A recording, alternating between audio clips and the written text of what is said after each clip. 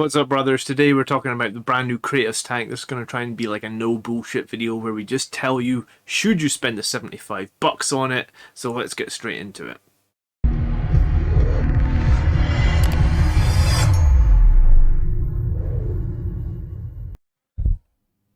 Okay, no bullshit. Should we buy this Kratos? We're going to check some options, damage and survivability. We'll compare it against some other popular choices, and then a summary. So the Kratos comes in with 18 wounds, meaning you cannot obscure it. It's got a 2-up save and an 8 toughness, which is great, and it's also got the smokescreen keyword, which is going to let you get -1 to hit if you need to. You're going to include it in your army for 1 CP from the Martial Legacy rule. It's going to take a heavy support choice, so it's not going to eat up too many CP, which is going to be important with the recent changes coming in the chapter approved book. It's bigger than a Sicarian, but smaller than a Fellblade, so somewhere in between. I haven't actually seen the full footprint myself, but that's what it's called. As I said, it doesn't need the super heavy Ox. It has a fancy looking ram that you can attach on the front of it, which also looks very cool, but there's no melee profile or there's no mention of the ram from what I can see on the datasheet.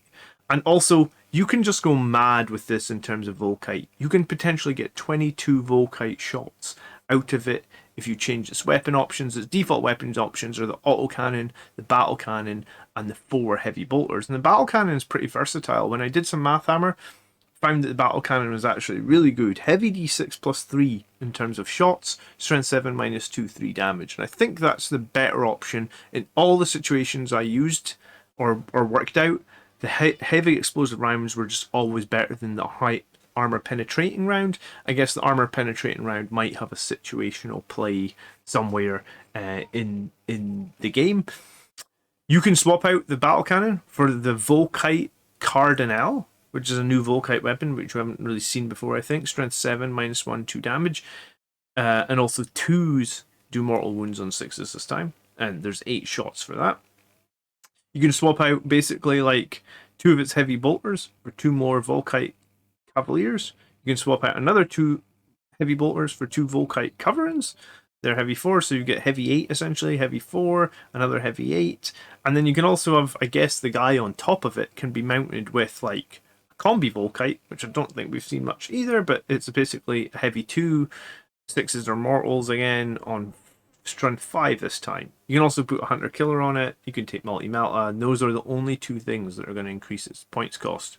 So the guy on top with this combi weapon essentially is free. I guess you can have also like a weird sort of havoc launcher, and that's what we'll use as we work out some damage. So an interesting tank with lots of different options. 22 Volkite shots with obviously the 6s potentially doing mortals.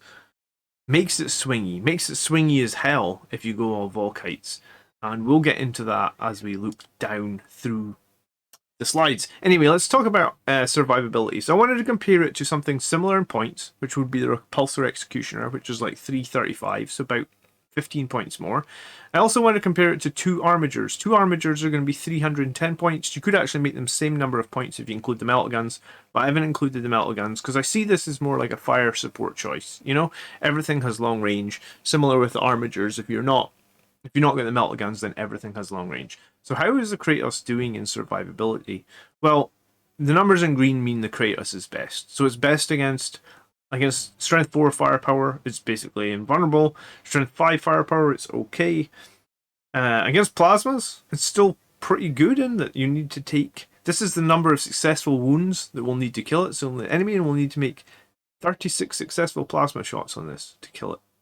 That's a lot of plasmas. I guess like some sort of big volcano cannon, though, I guess. Apparently your Helvagers, that's when you put Armigers and Helverines in the same word. Apparently your Armiger Helverines are going to be most survivable there because your invulnerable save is going to kick in. Obviously the Kratos doesn't have an invulnerable save, right? Against Dark Lances, still pretty strong. 18 Dark Lances to kill it, that's a lot. D-Cannons, not so good. Tau Plasma, pretty good. But I guess the ×2 on these Armigers means because you have 2 models, right? So the Armigers would be ahead here. Against D-Cannons, again, it's going to come down to that ranged and vulnerable save. And then against like Volcano Lance, against your armored, because it's -5 AP, that's going to basically eat through the 2+ save, and you're going to get destroyed by volcano lances or twin volcano cannons. I mean, armor doesn't stand up to that stuff anyway. But overall, I feel like this is a reasonably survivable tank. It is better than the repulsor in every way, really. Against those low AP shots, you know, you're talking almost 100% better.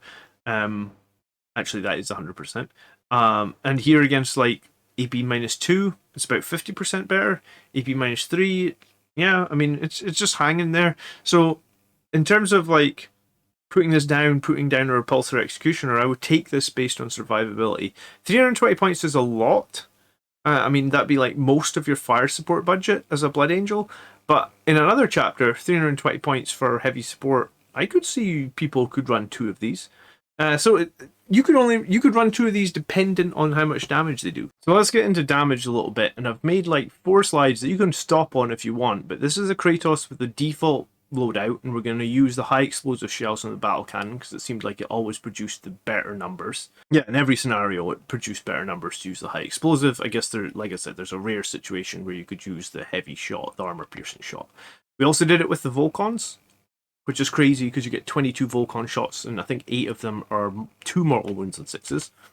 You get the repulsor with the heavy laser hitting on 2s. You get the macroplasma with its macroplasma on the repulsor hitting on 2s.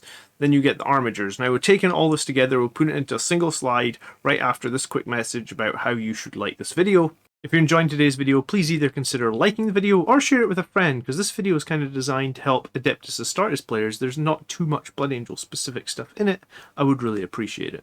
Now, the Kratos, 320 points, and your 2 options are the Battle Cannon and the High Explosive, or the Volcon, which I've said madness, because it is madness. Now, green means this does the most damage. So the Repulsor does the most damage in the strange case against like Scrapjets and Ruckachucks. That'll be its heavy laser punching through with no save and D3+3. For just about everything else, the default loadout on the Kratos is the winner, except against maybe Mortarion and Telemons, where arguably it's going to be hard to work out because Mortarion gets 5 up against mortals, and I think the Telemon gets a 6 up against mortals. I don't play Telemons all that much, but I think they do get save against mortal wounds as well. Actually, Custos maybe even get a 4 up save against mortal wounds now with their new codex. Anyway, so the Volcons come ahead in this situation. There is a situation down here where the repulsor with the plasma keeps up, and the armigers are kind of behind against all these targets. But remember, all this damage has to be ×2 because you get 2 armigers. You can lose 1 and still have good firepower. And armigers have other advantages. You know, they count as 5 models. They can grant obsec. There's a host of stratagems you can play on the armigers. So I actually don't think the armigers are a bad choice if you're so inclined to have some sort of like autocannon firepower in the backfield. If you were going to go up against Drukhari raiders, against the 2 armigers are basically going to be able to pop a raider pretty much in turn 1 from like 36 inches. So armigers really aren't a bad choice either. However, we're really talking about the Kratos, and the default loadout seems like the safe loadout. The Volkite loadout is mad because if you think about like, sometimes I used to use a Volcon, well, people call it a Volcon, which is a Volkite and a Contemptor in one word, right? But I used a single Volkite Culverin on a Contemptor. So that's 8 shots. And from that, the average, I guess, should be 8 times 0.1666, right? Which is pretty low chance. So 8 times 0.1666. So on average, when you shoot the 8 shots, if you hit all 8 times, you should do 1.3 mortal wounds. Now, I've had that obviously do 0 mortal wounds. I've also had it do 5 mortal wounds.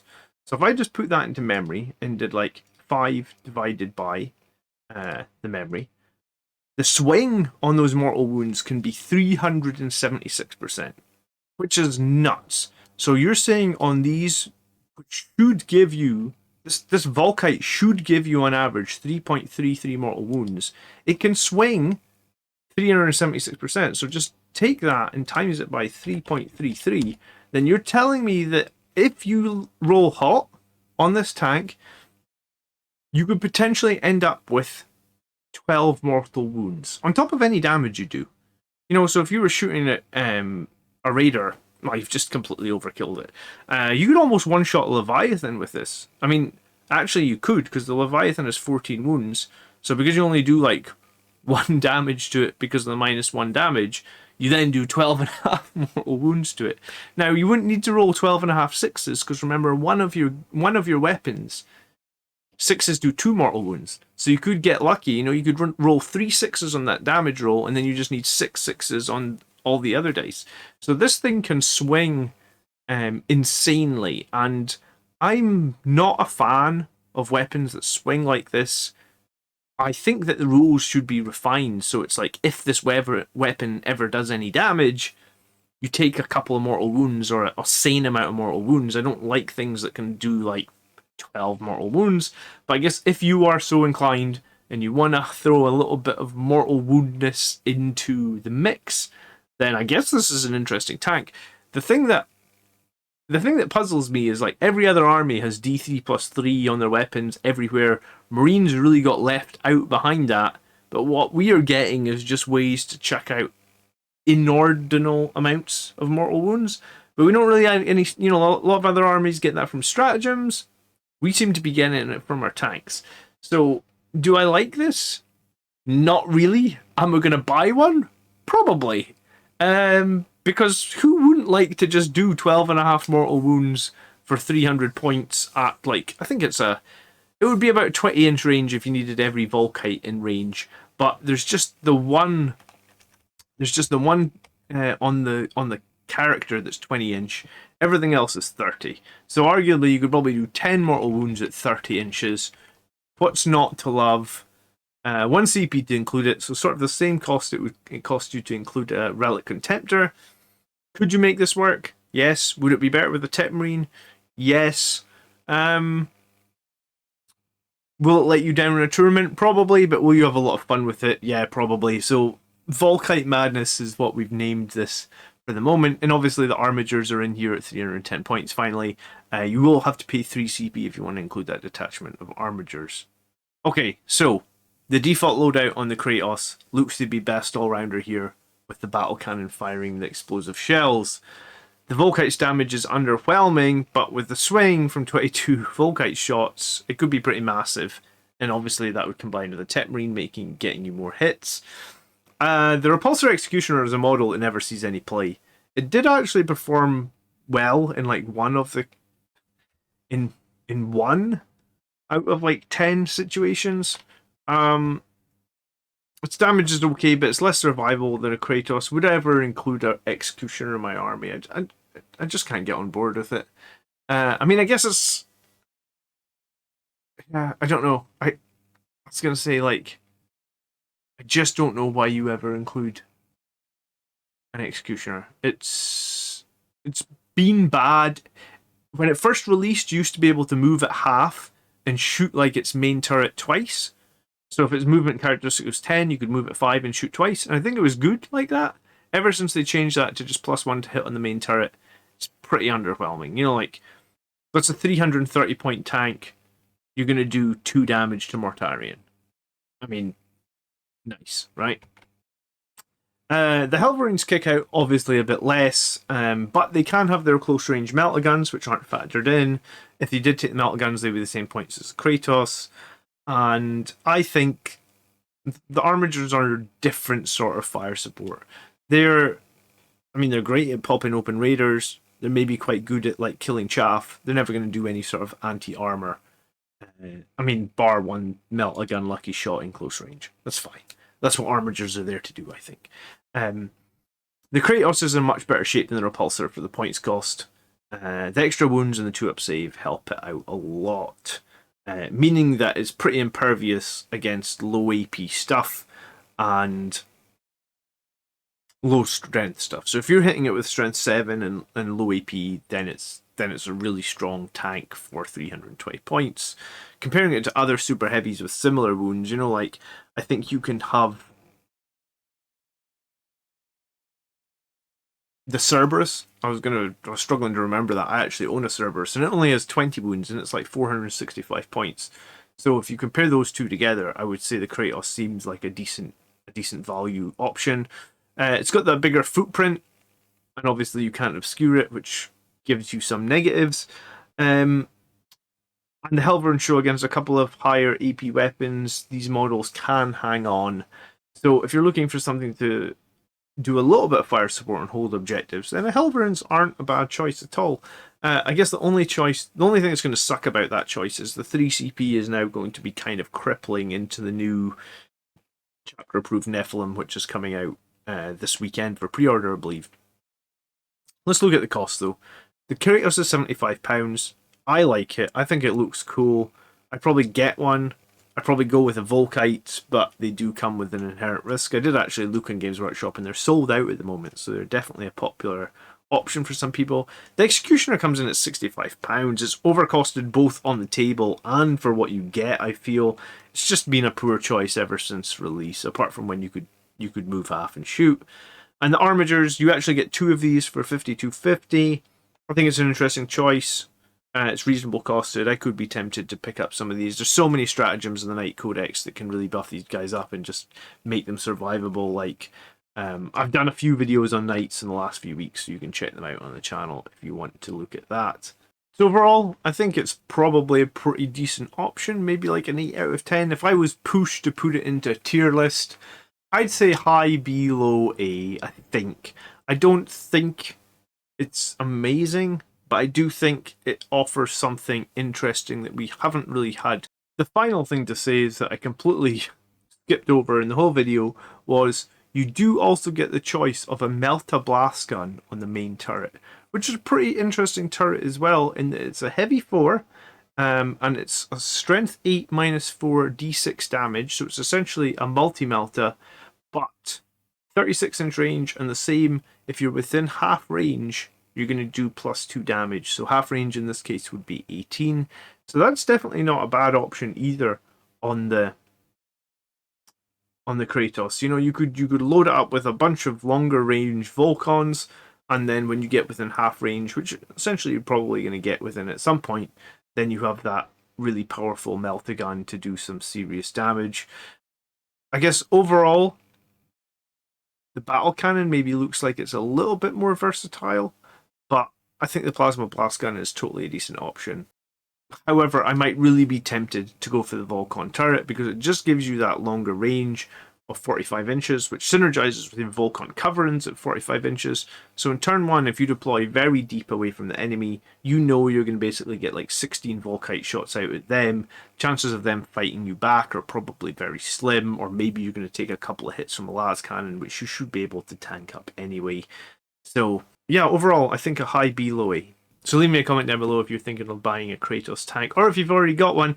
You could even run 2 of these things, potentially. Quite a good amount of armor support.